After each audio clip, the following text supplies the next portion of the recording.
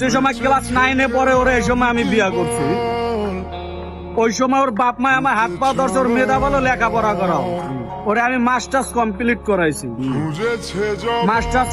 করাইছি, ওরে কম্পিউটার কিনে দিছি, ল্যাপটপ কিনে দিছি, ওরে ফিনিশিং এর কাজ শিখাইছি। আমার পোলার বয়স 9 বছর, ও লাখ লাখ টাকা কামাই করে না। ও আমার টাকা পয়সা অর্থ সম্পদ কম্পিউটার জিমে যে আছিল নগদ ক্যাশ 1,80,000 টাকা নিয়ে 8 মাসের 18 তারিখ ও চলে গেছে একটা ছেলের সাথে, বাইকে গেছে। এখন ওই ছেলে দেখা যাইতেছে ছেলে দিবেন আপনাকে, ও বলতে আছে যে আমার ছেলে তোমারে দিব না। আমি কে দেবা না, ঠিক আছে তার ছেলে যাইব। ছেলের সাথে দেখাও করায় না আমার 2 মাস ধরে।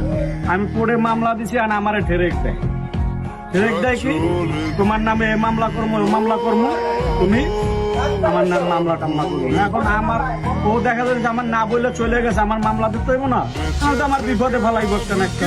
আমি মামলা দিছি, ঠিক আছে আমি কোর্টেও যাবো না, তুই মামলা উঠে আমার ওটা দিয়া ঠেরেক দেয়, খালি ঠেরেক দেয় একের পরে এক। এর জন্য আমি বলছি তুই যা করতে পারছিস, আমি তো মরে গেছি গা। আমার